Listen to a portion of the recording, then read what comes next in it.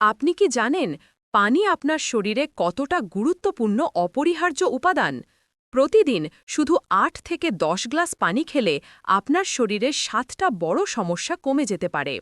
প্রথমত, পানি আপনার শরীরের তাপমাত্রা ঠিক রাখে, তাই গরমে ঘাম হলেও শরীর থাকে ব্যালেন্সড। হজম শক্তি বাড়ায়, কোষ্ঠকাঠিন্য কমায়, পেটকে করে হালকা ও স্বস্তিদায়ক।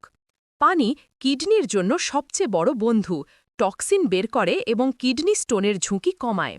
ত্বক থাকে ফ্রেশ ও গ্লোয়িং, রুক্ষতা ও ব্রণও কমে।